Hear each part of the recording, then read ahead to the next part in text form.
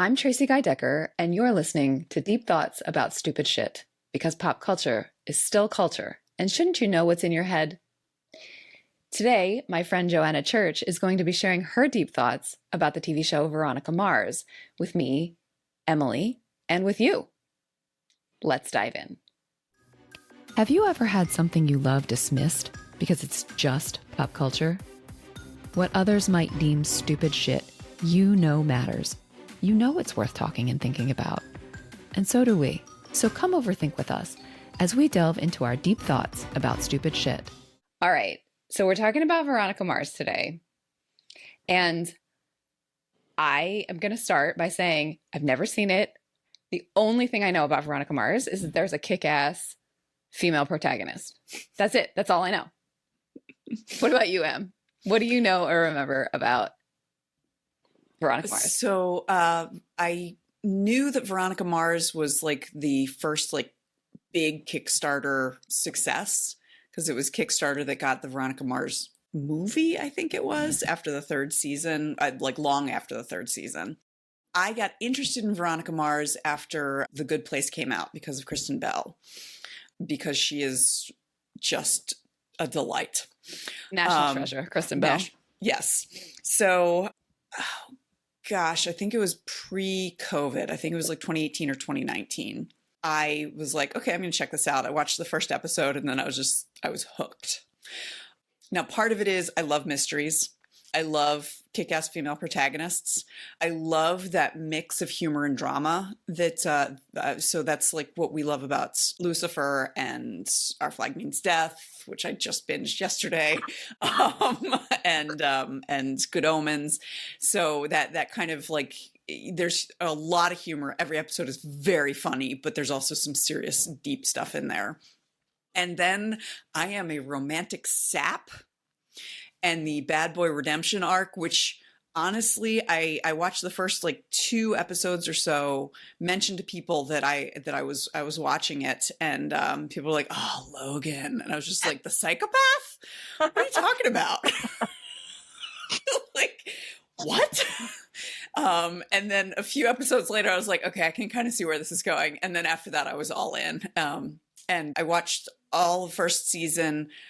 All the second season basically in one weekend. And then I started on the third season about 2 or 3 episodes in. It was clear that they were working on breaking up Veronica and Logan. I was like, I'm out. I want to leave them happy and all of that. And and also I didn't find, because she is a high school student, Tracie. She's a junior in high school in the first season. So it's her first year of college in the third. And I tend to find shows have trouble transitioning from high school to college, and it really didn't feel like they were doing a great job of transitioning. So I was like, I'm out. And then when I learned what happens in season 4, which came out recently, like past like 5 years, 2019 maybe. Yeah. I found out what happens then. I'm like, I'm just gonna forget that, pretend it doesn't exist, because no, not interested, thank you. So that's what I know about it. So actually, I realize I missed a very important step in our conversation, which is to introduce our listeners to Joanna. Oh yes. So we're about to hear from Joanna about Veronica Mars. But before I do that, let me introduce Joanna. So we know each other from when we worked together at a museum. And Joanna is, in fact, a museum registrar and sometimes curator who tries to foreground the stories of everyday people, especially women from diverse communities, in her work wherever possible. Joanna also loves media that does the same. So her favorite TV shows are Glow, which we actually just referenced in our Back to the Future bonus episode, Alias, Homicide, Life on the Street, and, conveniently enough, Veronica Mars. So, Joanna, why Veronica Mars? What's at stake? What's so special about this show? Well, as Emily so well put it, you watch the first episode and you're in. It's a strong female protagonist.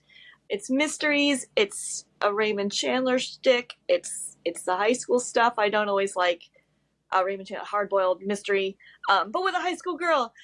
It came out, like, I don't think I could watch a high school show today I think it would be too far out of my experience. But it started in 2004. I wasn't too far out of high school. As Emily also says, I do love we'll just call it a doomed romance. And they shouldn't be together, but they are, but they're yeah. We can get into the Logan Veronica thing in a minute. But it's super funny. I mean, I watched it, I binge watched a lot of it. I did my homework for this, and I was like, ooh. As so many shows from 20 years ago, where you're like, oh, you couldn't do that now. I hope that no one would do that now. I feel like that actually could be like, that's the subhead of this show, like Yeah. ruining 20-year-old, Right. ruining 20-year-old media. But I think it holds up more than many shows from that era do.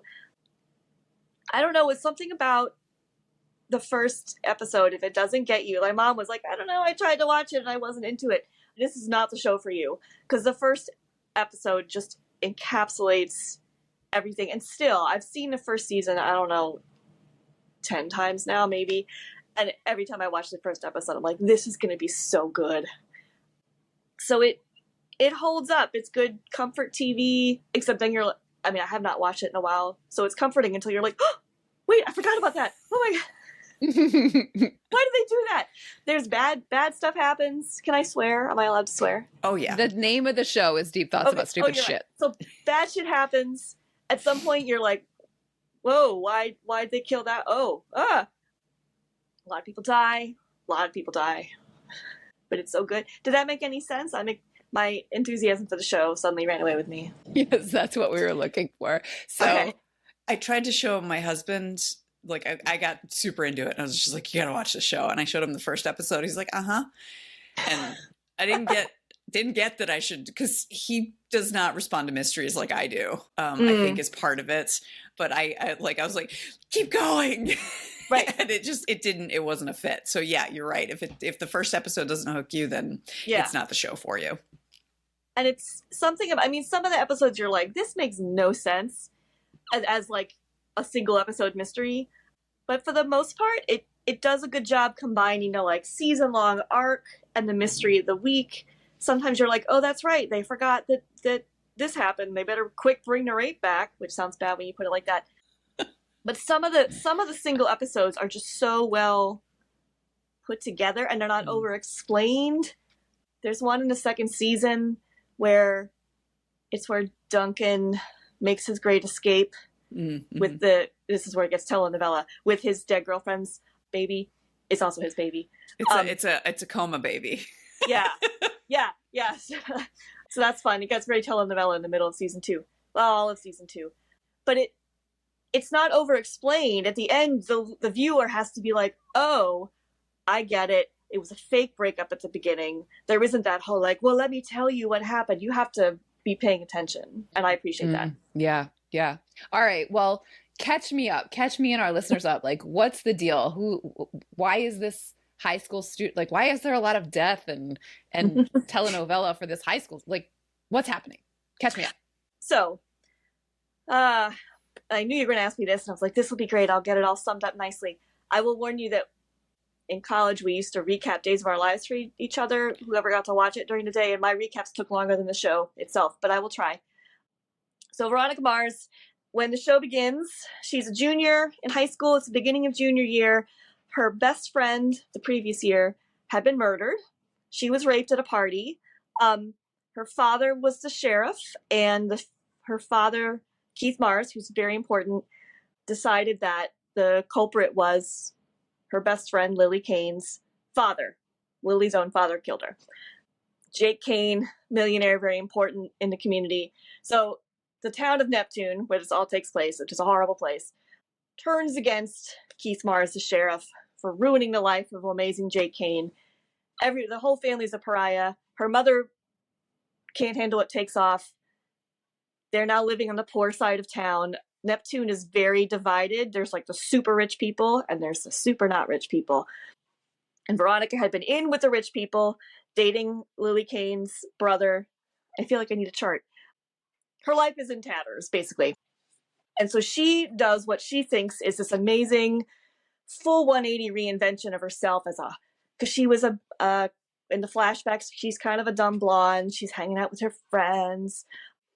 And now she's this hard-bitten, her hair is cut short. She's wearing boot-cut jeans and giant combat boots and the little jackets. She's got her giant camera. She's a PI now. Her dad's a PI. After losing his job as the sheriff, she helps out in the office, which means she's out doing cases. That's all the first episode. And then it just goes from there. So her stated purpose in the first season is to figure out who killed her friend, send a real culprit to jail, because there is somebody in jail for it, but they don't think he did it. Figure out who raped her and get her mother back and get her family back together. And at the end of the first episode, she's like, I'm going to do this. And you're already confused, Tracie. Wait. This kid's got a lot going on. So yes. Let me just recap. I don't usually do this, but I want to make sure I have it right before you keep going. Right. So Veronica lost her best friend, Lily. Yes. To murder. Yes. She was raped at a party before or after Lily died? After Lily died. It's a little, and I just rewatched this. Lily gets murdered. Before Lily gets murdered, her boyfriend Duncan, Lily's brother, breaks up with her and she doesn't know why. So she's sad about that. Lily gets murdered. She's still trying to keep her head up in town, even though everyone hates her now because of her dad. And so she goes to this party to be like, no, I'm still the same person I am. She gets drunk and she's raped. And that's when she's like. So that's why she doesn't know who her rapist is, because she was actually roofied. I see. There's a lot of roofing in this show. Yeah, she has a line in the first episode. Is like, do you want to hear about, or do you want to know how I lost my virginity? So would I. Yeah. Ooh, ouch. Yeah. So, there's a voiceover? Mm-hmm. Oh, yes, that's very important. That's where you get the, like, 1940s noir. She's explaining it all in her cute Kristen Bell, Princess Anna voice. I do also want to make sure we don't forget backup. Oh, yes. That's so part of the first episode. It starts out, she's on a stakeout at night in her car with her giant camera. She's telling the narration, and then it goes back a bit to the same time period. And her dad says, okay, you can go out in this stakeout, but make sure you take backup. And she says, oh, I always do. And then at the end, turns out backup's the dog. He's Yay! An adorable dog. He saves the day. All the main characters are introduced. This is, again, just still the pilot. You get Weevil, you get Logan, you get Duncan, you get Wallace tied to the tape to the pole. You get the bikers, you get the teachers. And most importantly, you get Keith Mars, who is the best dad on television. And their relationship, he's a great... Veronica and Keith. All this horrible stuff happens to Keith, happens to Veronica, happens to everybody. But Veronica and Keith are just, I'm doing my little hands claps together. I realize this is only audio. The true heart, the real relationship of the show, much as I love Logan, is Veronica and her dad. And that's all in the first episode. You should watch it, Tracie. I will. Okay. So give me more. Like broad strokes. Mysteries, trying to solve a murder, trying to solve a rape. And find her mom, just to throw that in. And find her mom and reunite her family. And then there's a psychopathic redemption arc, the Beauty and the Beast little bit story. So the first season is about all the things we just said. So there's little mysteries of the week. She helps her classmates on various sort of high school versions of PI cases. But first season, it wraps up. She figures out who killed Lily. It was Logan's dad, the famous movie star. She thinks she figures out what happened at the party. Her mom is the worst. She tries to get her mom into rehab. Her mom, at the end of the movie, steals $50,000 from the family and is never seen again. So she's awful. But it seems wrapped up. The last episode, it's pretty much wrapped up. Because I think Rob Thomas, the creator, I think he originally planned it to just be one season, so it all comes together. In the second season, it turns out a lot of what she thought was wrapped up is not wrapped up. The second season is mostly about somebody killing a busload of her classmates. She was supposed to be on the bus. Yeah, she only just got off the bus. Yeah. Killed on purpose. It wasn't an accident. Yes. So the second season is mostly about her and her dad trying to figure out why the bus was blown up and it went over a cliff. She spends a lot of the second season thinking it was because of her, and it wasn't. And then it turns out that she was raped at the party, so she saw it at the end of the first season. They frame it as her former boyfriend, Duncan, the quote love of her life at this time, was also super drunk. So it was like weirdly consensual sex that none of them remember. Oh, but the main part of that fairy telenovela is the reason Duncan broke up with her before the show started is he thought that he was her half brother. And so he didn't want to go there anymore, but he didn't want to tell her because Veronica's horrible mother was having an affair with Jake Kane, the father of Lily and Duncan, the dead best friend and the boyfriend. I feel like I need a whiteboard. Yeah, wow. It helps with a flow chart. Yeah. Sounds like Neptune is about as healthy as like Sunnydale. It's they make that joke, at least in the movie, when she brings her normal boyfriend back for the 10-year reunion. He's like, this place really is the hellmouth. Neptune is horrible, and it becomes like by the end of the movie and the movie happens between the third and fourth seasons. Basically, Neptune has ruined her dad. He's just trying to get by. It sucks everybody in, and it's awful. Another reason why I was like, I'm good. Yeah.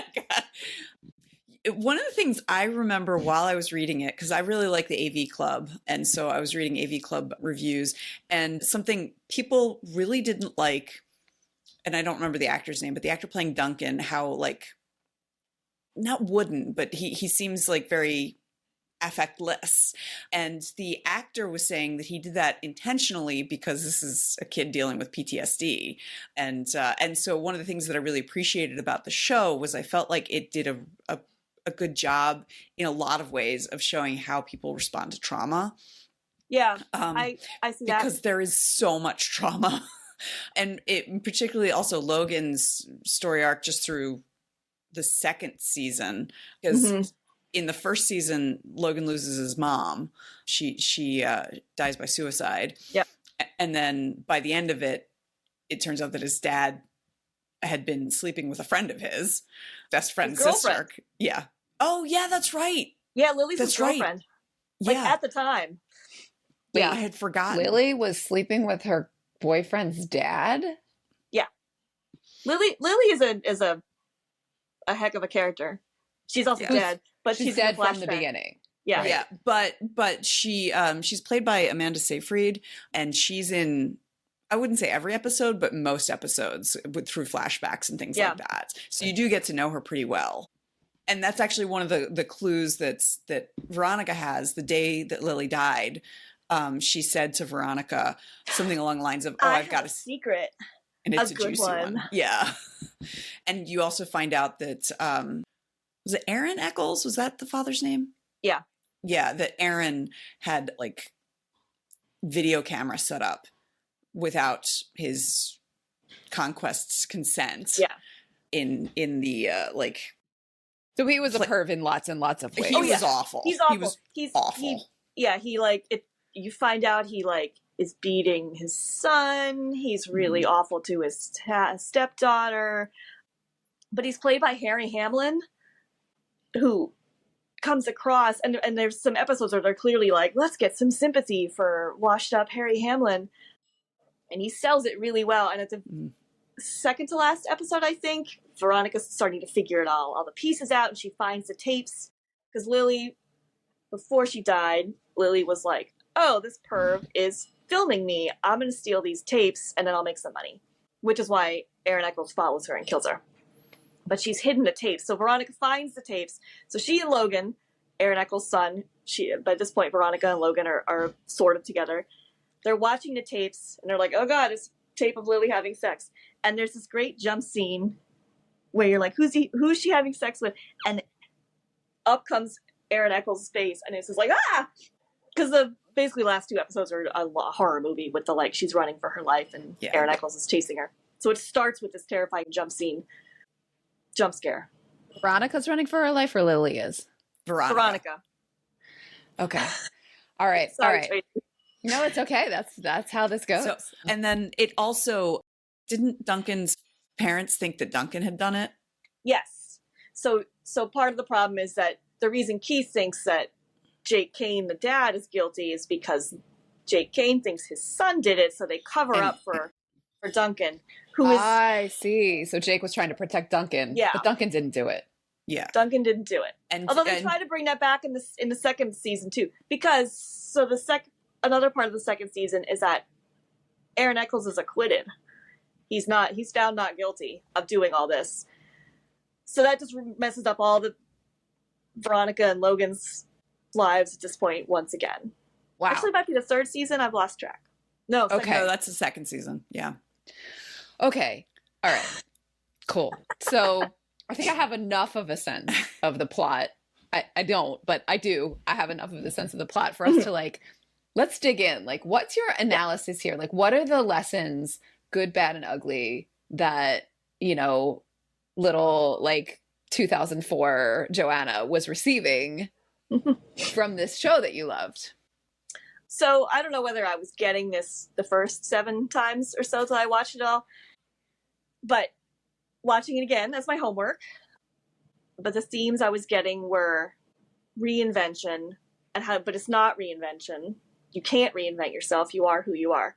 And then that there is no justice. It's actually quite grim. You never get what you think you want. Keith never really gets to be sheriff again. Veronica's mom never comes back. She's just bad. This is the no justice part. Veronica's desperate to go to Stanford, which in the end she does eventually get to Stanford in the parts that aren't filmed of her life. But she ends up back in Neptune. She does not get to go off and be in the FBI or the high-powered lawyer. Her own choice, but also Neptune sucking them back in. Weevil, who we haven't really talked about, but who is amazing. Yes. Can't get his life back together. He doesn't even get to graduate in the second season. He's arrested during the graduation season. And the horrible sheriff, the new sheriff, won't let him graduate. Nobody gets what they want. Half of them die. So yay! Life is great. But with the reinvention thing... That does come back to the noir inspiration. Yes. I mean, yes. that is very noir. Yeah. So the reinvention, the introduction to the show is Veronica has reinvented herself from the blonde, girl in the cute little dresses to this hard-bitten PI. And a lot of people just sort of take it.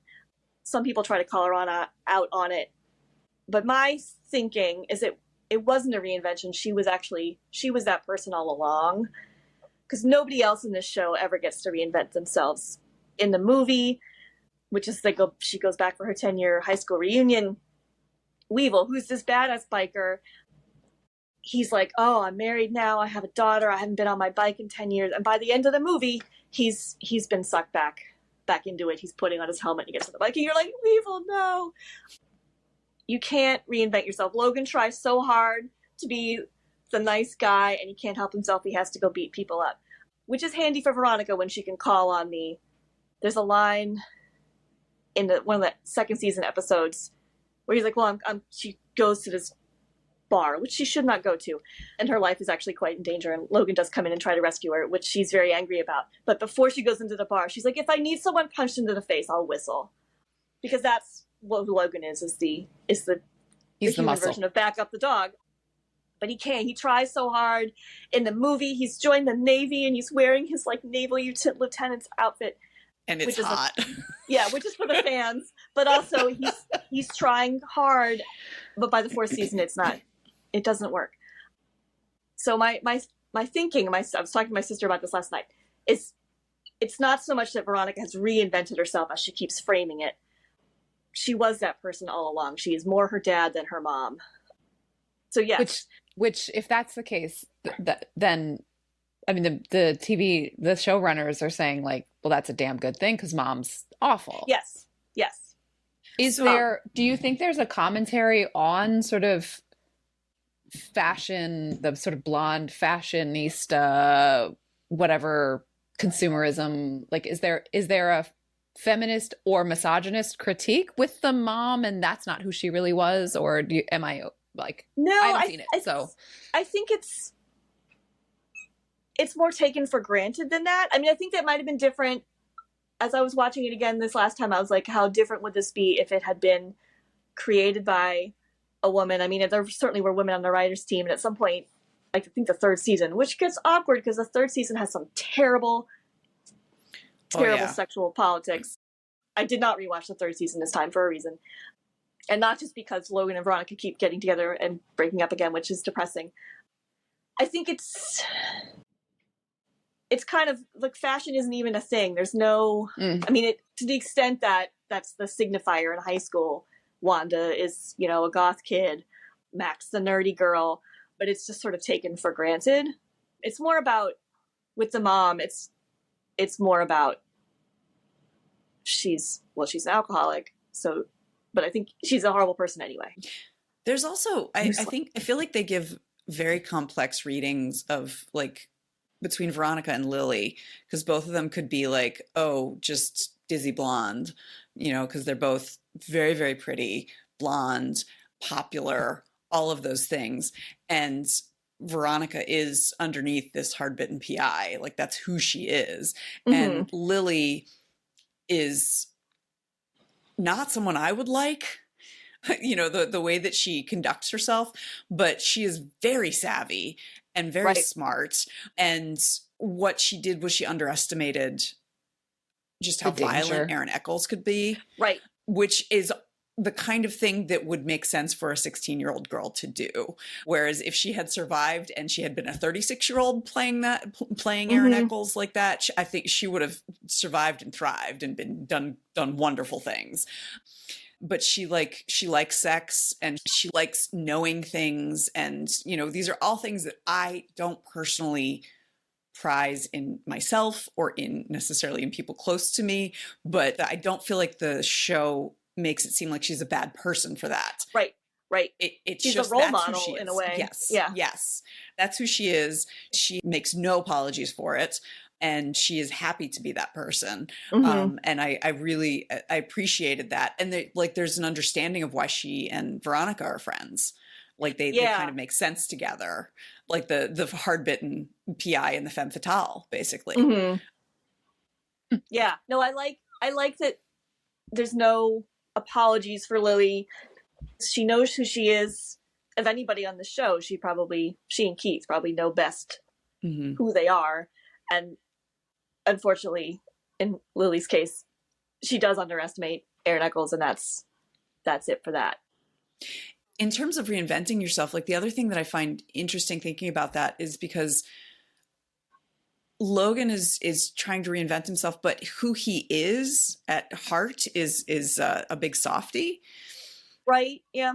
In a lot of ways, because I'm thinking about like early on, like the second or third or fourth episode, they did stunt casting and had Paris Hilton play his girlfriend.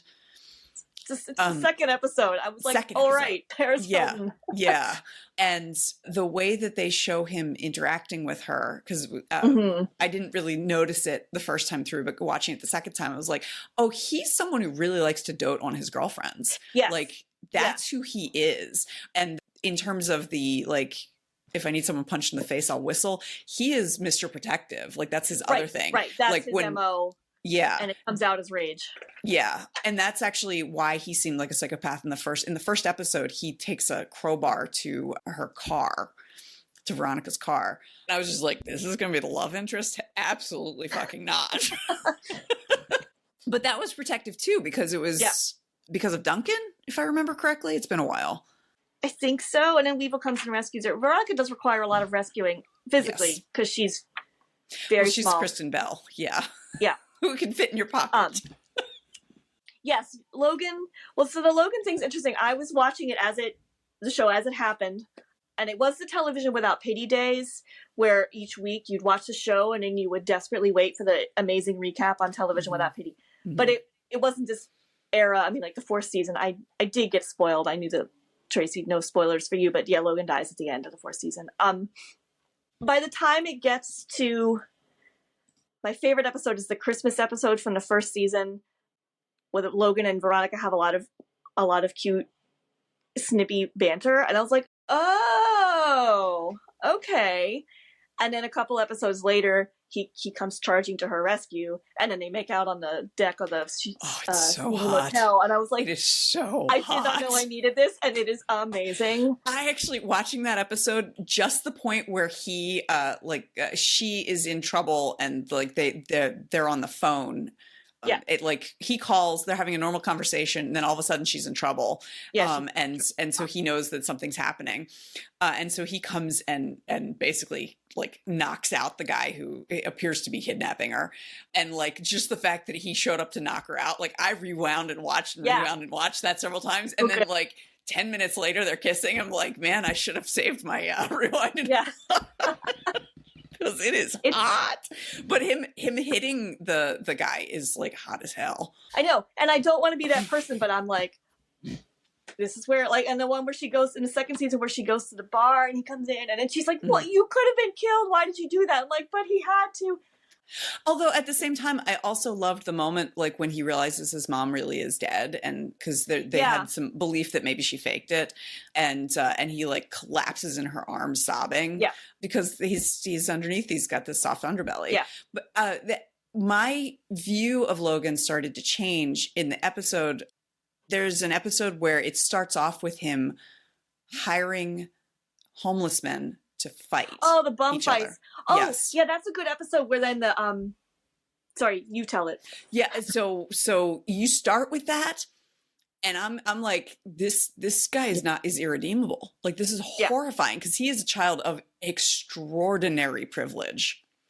And then by the end of it, you are very much seeing how badly broken he is, because the bum fights come out, and it's bad for Aaron Eccles, who is a movie star, because his son is doing this. And so for PR, they go and serve food at a soup kitchen, and Logan, to tweak his dad and knowing what's coming, we don't know, but we know what's coming, but he knows what's coming, says like, I'm so proud of my dad, he's giving $1 million to the soup kitchen.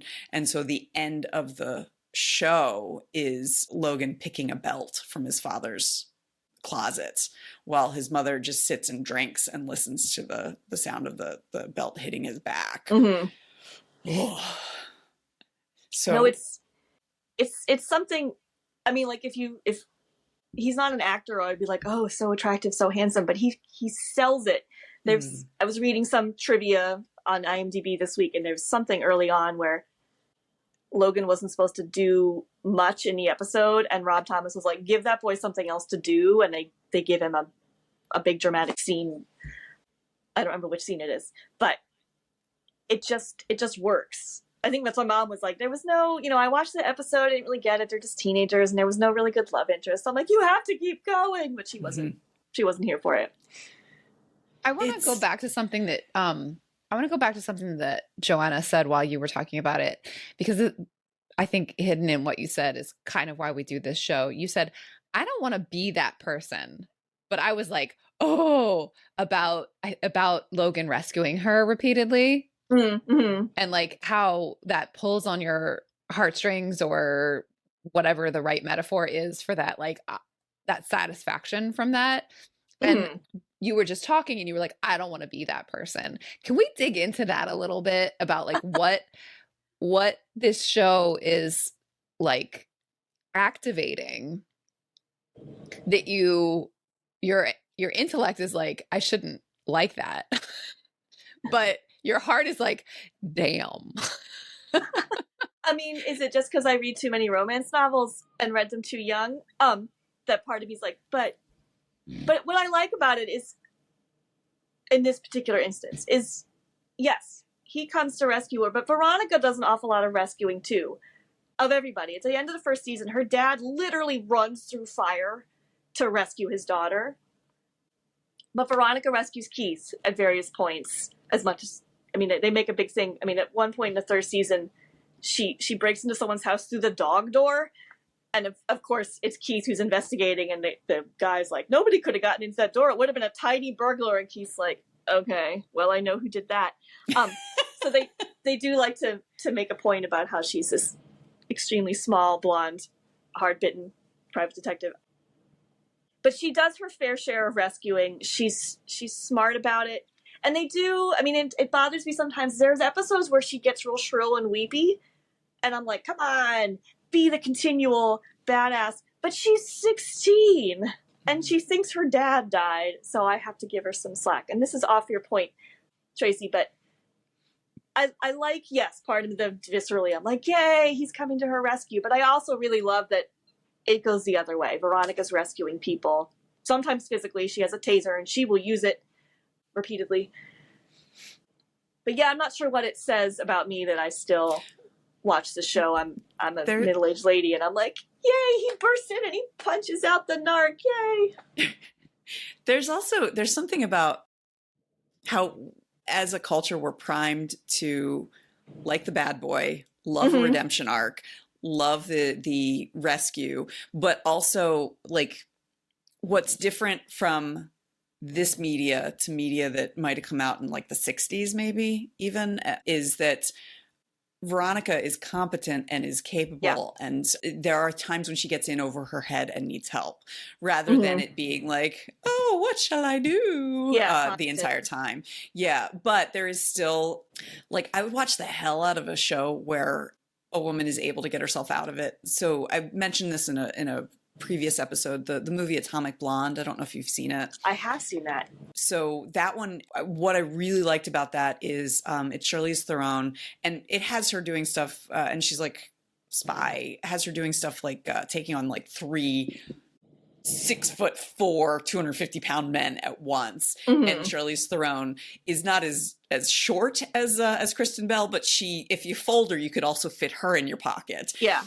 But they have the fight choreography is such that it's clear that how someone who is that size would be able to prevail against opponents who are so much bigger than her.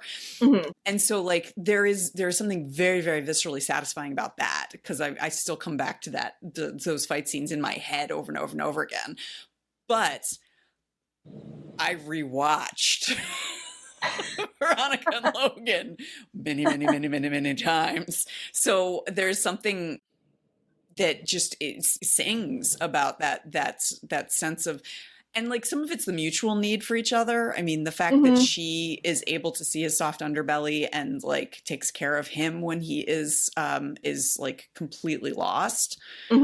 And I don't know what that says. Is that entirely conditioning? Probably not. Some of it is wiring. You know, just I was talking to my spouse yesterday about how much I love stories, and he's like, I just can't relate.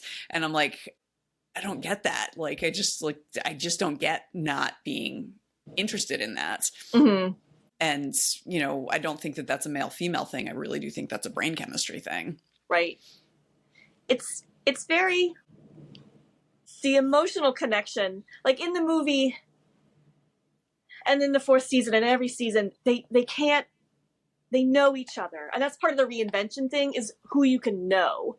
Keith knows his daughter. He there's even something, I think in the 1st season when Veronica and Keith are talking about her mom and why she left. And there's a lot of like the one who loves you is the one who stays. And I think there's even something about knowing who your people are, but knowing them. Like Veronica and Logan know each other. And it's true of other people. I mean, in the very first episode, Wallace, who we haven't talked about, but who is great, is just her friend. Wallace says, you know, underneath Veronica, you're a marshmallow. And then that like took off. The fans call themselves marshmallows. Veronica references it in her voiceover. So he can already see that it's not complexity. There's layers to people. But a lot of people on this show don't bother to look, or they are just unknowable. And that's what I love. One of the things I love about Veronica is she's genuinely friends with Weevil, the badass PCH, or that's the name of the gang. You know, and yes, Veronica uses people. She's always like, I need a favor. Can you go do the thing? Wallace is always endangering his status as a basketball player to steal files from the principal's office for her. But people also know they can come to Veronica. She even, at one point she says, or Veronica, I need a favor. Veronica, I need some help. She says, if I had $50 for every time someone said that, and then she points out that is her fee. It's very funny. Because he's like, haha. She's like, no, literally, I need $50 before I can help you. It's also a very funny show. I'm not sure I'm conveying that very well. But it is hilarious. I like romance novels because of the emotional connection. I love, and you don't always get that so much when it's Humphrey Bogart and Mary Astor. There's witty banter, nothing against their acting skills, but in a TV format, you have the time to build those relationships. And Keith and Veronica it's worth watching the show, even if you're like, I don't care for any of these plot points, or, and Logan does nothing for me, but Keith and Veronica, it's so worth watching for the father-daughter, because they both bend over backwards for each other, and it's amazing. I'm thinking, since I haven't seen it, the parent-child, father-daughter relationship is one that is really, can be very satisfying to watch. I'm hearing about a lot of unsavory mothers. Are there any good mothers? Because I feel like in literature, in media in general, mothers of any gender, good mothers, mother-kid relationships that we want to see and emulate are kind of rare. Is that true also of Veronica Mars? Wallace's mom is pretty great, isn't she? Wallace's mom is great. She's also part of the Keith's tradition of dating people he shouldn't date because it negatively impacts his daughter's life. But Wallace's mom, she kind of trails off at some point, but she's important, and she is a protective mother. She's pretty great. And there's an episode, and it gets me every time. So one of Veronica's friends is the computer nerd of the high school, played by Tina Majorino, who is delightful. She is delightful. And then there's this girl called Madison Sinclair, who is awful and is consistently delightfully awful through the entire thing. And it turns out Tina Majorino, and Madison Sinclair were switched at birth. And so they've grown up with the wrong parents. And it's like cartoonishly obvious that they're in the wrong house. When Mac goes to Madison Sinclair's house, it's filled with books and there's all these wonderful things. And so Mac's biological mother, who is not her mother, there's this heartbreaking scene at the end. The mom figures out that's who Mac is, and she sits in the car and they put their hands on either side of the glass. So yes, there's a good mother, and her name is Mac's mother. I don't even think you find out her name. But she doesn't get they don't get what they need because it's Neptune and nothing good ever happens. That's where my mind went, and then I'm like, oh yeah, and Wallace's mom is pretty great too. Since you've seen it more recently, I'm wondering how there is a single episode where it's a classmate who we never see again because that happens, who works at a video store, who wants help finding his father. His name is John Smith, who turns out to have transitioned. Yeah. I just remember that it was a cis woman playing his parents. Which they would not, I don't think they do these days. I hope they wouldn't. That was one of the ones where I was like, I hope they would have done that. I think it's like the third, I'm looking at my notes because I took notes while I watched. Yeah, it's the third episode. So they weren't pulling any punches. It is a cis woman. It's Melissa Leo playing the transition biological father. But it is, I think, at least for the time, very sensitively done. There's no blame. Veronica even says, like, look, so can I do this succinctly? There's this kid who works at a video store and he's been told that his father died, but he thinks it's not true. So he hires Veronica to find his dad. Meanwhile, they keep showing at the video store, Melissa Leo, the actress, keeps coming in and special ordering DVDs. And you're so helpful, Johnny. I'm making the name up. Thank you so much. You always have such good advice for me. At the end, it turns out that this woman who keeps coming in to get these special order videos is in fact the parent dad that the kid is looking for. And it's like an hour drive away. Yes. So comes in once a week. Yeah. Just to see her kid. Her kid. Because the mother will not allow contact. And it's not a magical like, oh yay, reunion. because it's Neptune and it's life. Things don't happen that neatly. But Veronica, even at this point, she's 16, I guess, is like, she drives an hour to see you once a week. Think about, because this kid's like, that's weird. I don't like this. This is making me very unhappy. Veronica's like, sit with it and think about it. And then, I mean, the ending is Melissa Leo comes back into the store and says, do you have any more recommendations for me? And the kid's like, so they start having a conversation. It's not a falling into each other's arms or anything, but which is, because I was like, oh no, is this going to be not good to watch now that it's been, but I think it was handled fairly well. Hopefully nobody will come at me in the comments. I remember that episode really stuck with me, even though it didn't have a lot of the things that I kept coming back for, like the romance and like the long story arc about Lily and all of that, because it felt true in a way about, how a parent being stuck in this double bind, like either not be herself or not see her kid. And so like was doing the absolute best that she could with the situation that she had, and had found a way to check in on her kid on a weekly basis. And like, it just, there was something about that really warmed my heart, in that, like, in this really awful, unfair world that we live in, that is so negative and dismissive towards anyone who is marginalized, anyone who is different, that there are still ways to find your way through. And that, like, this in 2004, this TV show showed this, and showed it as a positive, not positive. I mean, like, it's all tragic, but that there is a positive ending, that the kid is able to accept that their father is a human being. Right. And she loves him, and she is doing whatever she can to both be herself and be in his life. It's really interesting that one of the main lessons, Joanna, that you started this with was that you can't reinvent yourself. You can only be who you are. And if that is in fact one of the overarching lessons of this series, that their third episode was about a trans woman. Yeah. Who, I mean, you said you can't reinvent yourself in this show. So but you can become who you are. You are. Yeah.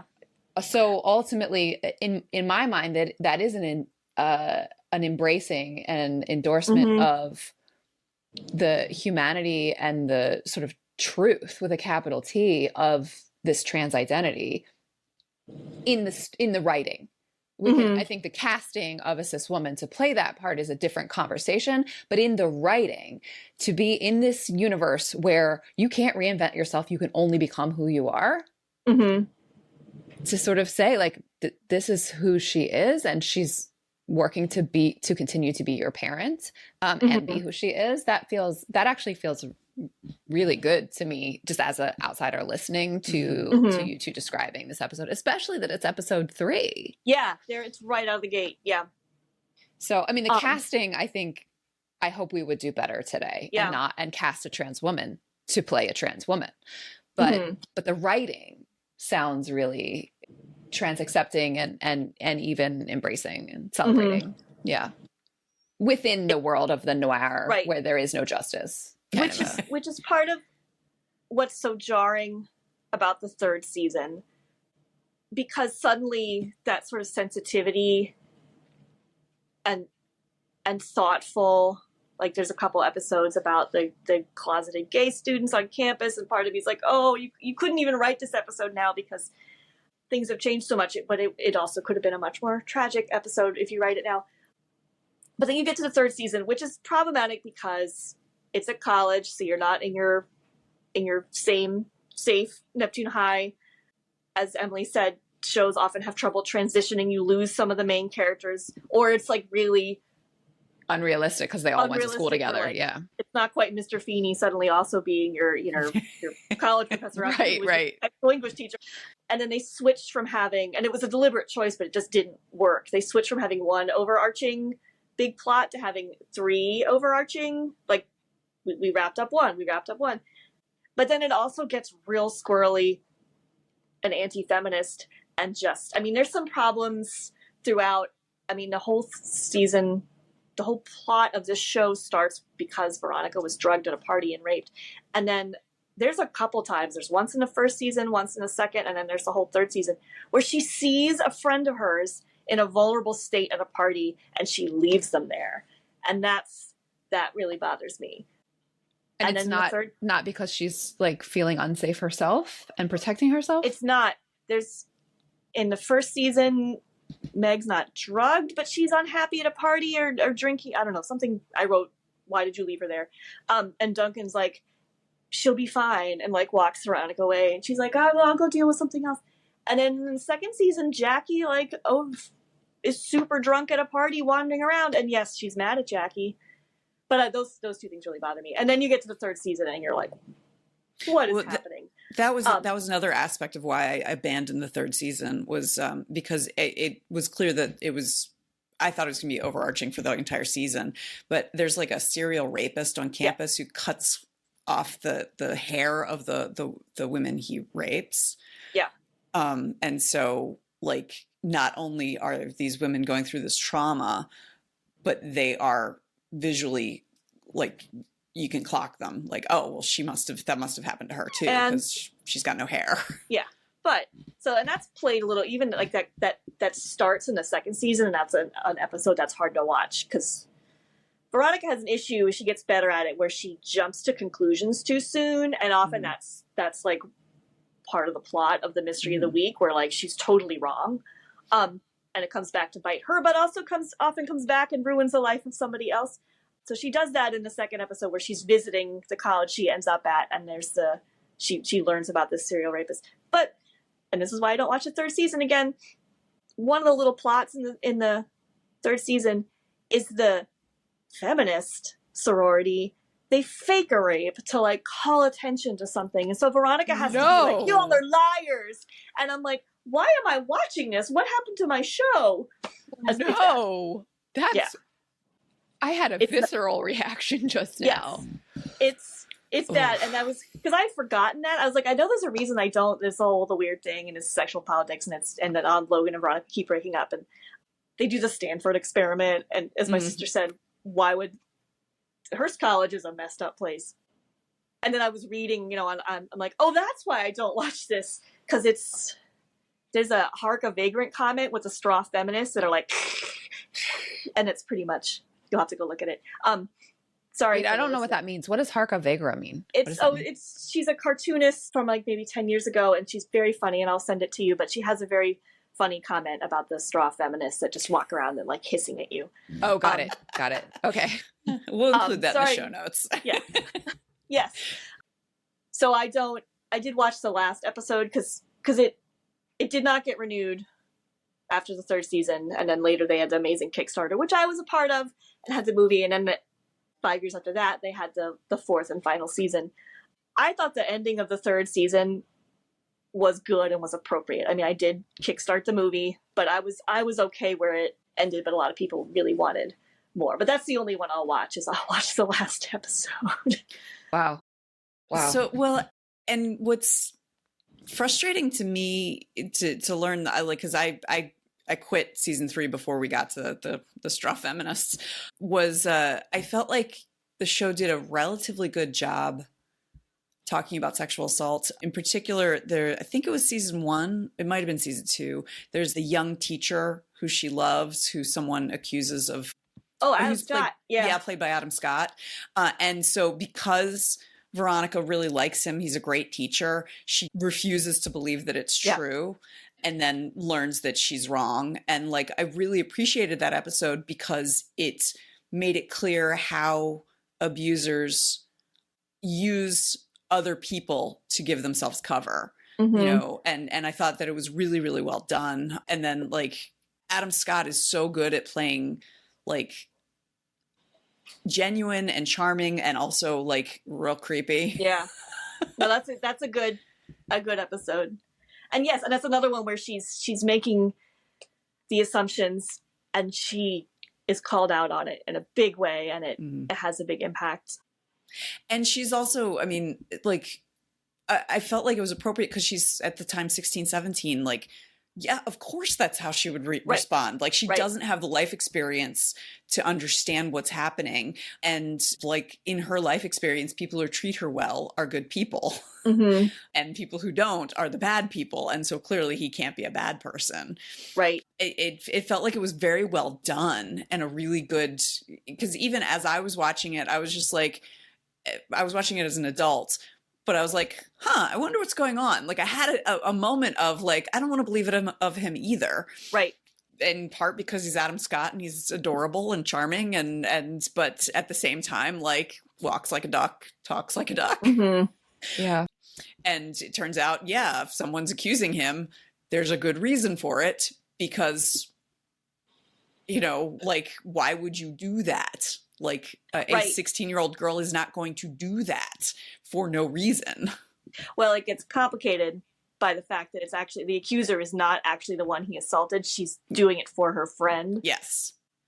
But it was true, unlike in the third episode where they're like, we'll get attention for our cause by lying. And it's not the Yeah. same in the third Yeah. season. So we've been talking for a long minute.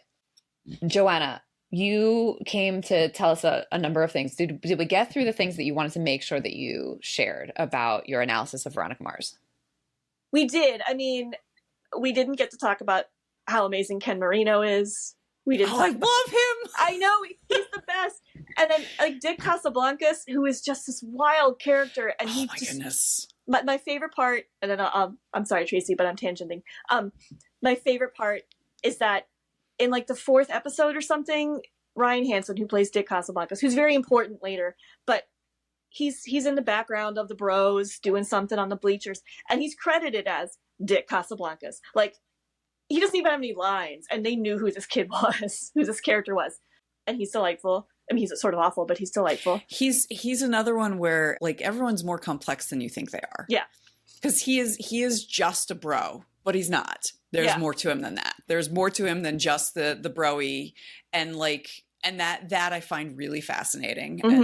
And like, one of the things that I really love about the show is it makes it clear that no one is just a stereotype. Right.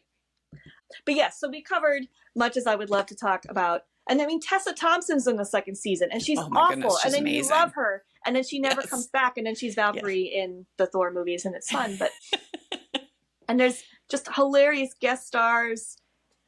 It's really, the first two seasons are delightful, and then you skip the third season, and then you watch the movie, and then the fourth season is a little disappointing.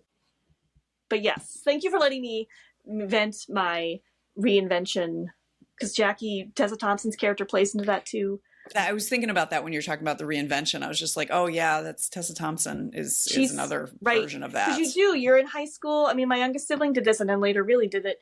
You're like, I'm going to try something new. So Jackie's character shows up, new student, and she's like this highfalutin, very bitchy, princessy. And then it turns out it's all a lie. She was sent away from New York, where she has a son, and like it's revealed in the very last episode. But she says, I tried to reinvent myself, and it didn't take. She becomes a nicer person, and then she goes back to New York to take care of her kid, because she's trying to be a good parent. All these bad examples of, because her dad is not great, the one who lives in Neptune. Gia Goodman's dad turns out to be the murderer. A lot of dads become murderers. So it's not just that the dads are great. Most of the dads aren't great either. It's really just Keith Mars. And Jessica Jones, the actress who plays Jessica Jones, is Gia. Yeah. I was looking it all up, trying to see what I was just thinking what shows came out. She wasn't Jessica Jones till after the movie. Yeah. She dies in the movie. Yeah. And then I really will stop, Tracy, I promise. The other fun person who's on this show is Max Greenbaum, who's Schmidt on New Girl. Yeah.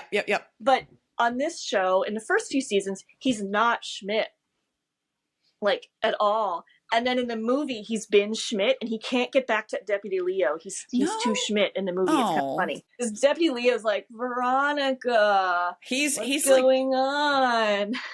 Which is not how Schmidt talks.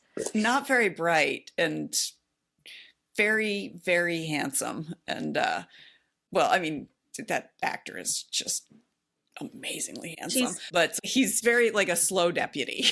Yeah. He's deputy dog. Sort of Gomer Pyle. Gia Goodman says he's tough but mumbly, which is That's not great how Schmidt is. And then in the movie, I'm like, oh, he was Schmidt by now, and so he can't quite pull back into Deputy Leo. Forgot how to be Leo. Okay, I'm done. Well, you're not done, but let me reflect back to you what I heard, and then Joanna, you and Emily can nuance or edit or correct me. So Veronica Mars is what I'm getting is that Veronica Mars is a modern take on a film noir kind of a genre, placing a very petite high school girl as the detective in the film noir.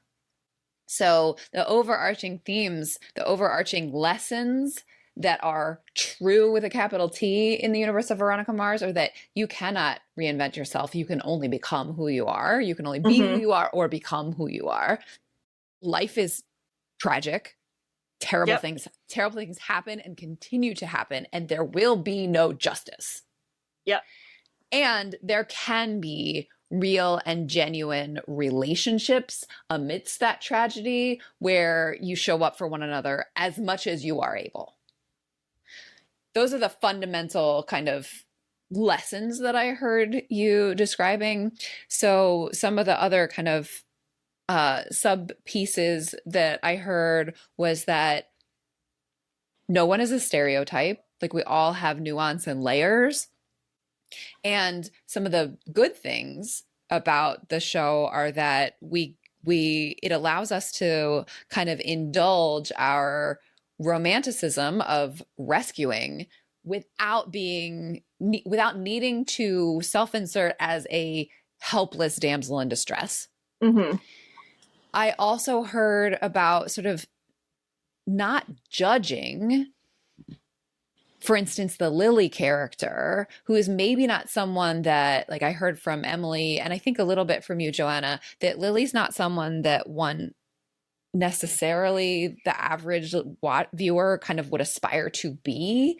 And yet we don't judge her as bad. She's savvy. She's likes sex. She uses that to her own advantage. And we don't judge her for it. Or we don't sort of... The show doesn't. Right. That's what I mean. The show does not sort of say to us, well, she's just a slut and she deserved what she got, which is what we might see from a dead, promiscuous teenager in other shows. Yeah. Let me see. What else did I hear? Neptune is awful. Like, on par with Sunnydale, which is over the hellmouth. Right. And you didn't say this, but I heard some critique of capitalism or maybe better stated, critique of sort of classism and sort of the stratification and extreme privilege, because you described this movie star and his family of extreme privilege being like so dysfunctional, toxically so, dangerously so. And they were shown as sort of being super hyper privileged. So in that, I'm hearing a critique of extreme privilege and classism. Absolutely. I think it's another viewer would make more of that. And rightfully so. I mean, a lot of the show is about, so that there's an invented zip code where the rich people live, not 90909. So they're all 09ers, are the rich kids. I mean, a lot of the second season plot is that the guy who turns out to be the big bad in this season wants to incorporate the town of Neptune, which would leave all the rich people in the middle and everybody else just, starving on the outside of the walls. And Keith, bless his heart, he's very easygoing, but he's like, you realize that if I became sheriff again, I wouldn't be able to afford to live in the town I was sheriff of, which is like maybe the closest to a verbal critique other than Veronica complaining about the 09ers. But the plots, it's really clear that the classism in this town is tearing it apart, and it gets worse and more explicit as as the seasons show go on. I goes mean, on. that's actually a lot of what the fourth season is about too, is about the rich people trying to kick all the poor people out of town. And that comes up. We didn't talk much about Weevil but a lot of Weevil's plot lines are about, and his name is Eli. And Keith, bless his heart, is always very careful to call him Eli, not Weevil, but a lot of his plot lines are about the class divide and how it's ruining lives of the rich people, of the poor people. So I also heard, well, we spent a little time talking about the trans mom, the trans woman plotline from an early episode. And we talked about there how, though the casting choice would not be made today, it sounds like the writing was actually quite progressive, especially for 2004. And in general, I'm hearing until season 3, fairly feminist and progressive writing in the series in general. And then like a switcheroo in season 3 where straw feminists are hissing at us on the college campus. So that's sort of an interesting thing to note as one watches, and an interesting thing for us to note as viewers, that we see the brand and the series, we want to think of it as a comprehensive whole, but the actual people involved in making it change. And so, we have different writers and directors. The actors stay the same, which is how we mainly engage with TV shows. Or often the actors stay the same. I guess they don't always, when they recast Darren in Bewitched all those years ago. But the writers and the don't directors forget Becky and Roseanne. Right. So, I think that's a really important thing for us to remember as consumers of media, is that each of those roles has an influence and changes the ultimate thing that we're receiving, and therefore the messages that are encoded in them. And something that can start off as feminist and progressive and LGBTQ friendly and whatever, anti-racist, whatever the thing is that we're looking for, just because it starts that way doesn't mean it stays that way, and vice versa. There's that. And also, I think a lot of what they were trying to do from the beginning was this sort of like cynical, be suspicious, certainly as Veronica's like MO, and it just took a turn it shouldn't have taken. Right. What did I forget in terms of highlighting our conversation, or what did I miss? The idea of a redemption arc, I think, is interesting just because of where that leaves us with Logan. But then there are others who have kind of a redemption arc, but all of them, like what you were talking about, Joanna, is like no one actually changes. It's just your perception of them changes. So the character of Jackie, like, she was trying to reinvent herself, and she was trying to be this thing that she wasn't. And so there was, like, it's not just people's perception of her changing, but it's also a perception of herself. It's people working through it. Like the fourth season, which I did not have time to rewatch, but I read, like, Logan has a therapist. And I think that it's not just he's decided to be some might say more boring character when he's not just a total bad boy. He's trying to work through it. He's trying to help himself be the better person. And he dies in like the last 2 minutes of the show. It's bad. Because that's, it's Jupiter. Right. Forget no it, justice. Yeah. Neptune. It's Neptune. And it does, I think it does. This is me reading totally into it, because I don't think they intended to make any more after that, but it kind of frees Veronica, because she can go do the TV plot that's going to make you break up and get back together and get back together. They can't. She really can go do what she wants. I need to watch the fourth season now that I've got this whole redemption thing or reinvention thing in my head. Yeah, I think that, thank you for bringing that back up. I think that's important, because I think the redemption arc in general is a trope that we viewers as a culture have been trained to appreciate. And so the interesting take on it here in Neptune is worth noting. Any other final thoughts? No, I promise I won't just start texting you. And another thing, but I will send you the comic strip I'm thinking of with the... Yeah, and we will link to it in the show notes. Joanna, thank you so much for joining us. It was really great to have you. Thank you. This was fun. Good to spend time with you again. So the next time we meet, Emily, I believe it's my turn again. And I'm going to be bringing us my deep thoughts about the Electric Company, which was Hey, you guys. Precisely. Now, viewers, here at Guy Girls Media, as the older Guy Girl, when we watched the Electric Company when we were kids, I genuinely believed, I really truly believed that at Joanna's house they said, "Hey, you churches." And then at your house they said, "Hey, you," insert your last name here. I genuinely believed that as Tracie Guy. So I'm looking forward to revisiting this show that I haven't seen in, I don't know, 35, 38, 40 years. But I think about all the time because of Hey You Guys. Emily, do you have any listener comments that you want to share with us? I do. I have 2 listener comments about Reality Bites from Jen. She says, as a teenager, I was all about Ethan Hawke's character. As an adult, it's like, go with Ben Stiller. Jake, who is Jen's spouse, watched Reality Bites for the first time just a couple of years ago and didn't understand why there was any debate there. Yeah. Yeah. And then from my friend Megan about Reality Bites, she wrote, sigh, I blame my poor romantic choices of the late 90s on Ethan Hawke and Christian Slater too. Yeah. Right? I'm like, same, Megan, same. Totally.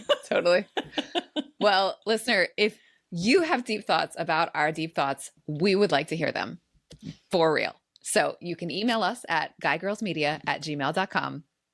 You can go to guygirlsmedia.com and leave a comment on our listener forum, or you can find us on social media. We are everywhere, almost everywhere, either under our own names or under Guy Girls Media.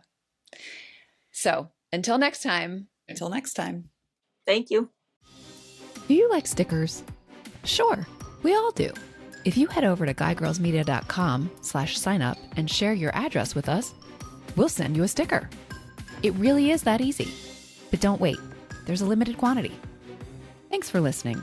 Our theme music is Professor Umlaut by Kevin MacLeod from incompetech.com. Find full music credits in the show notes. Until next time, remember, pop culture is still culture. And shouldn't you know what's in your head?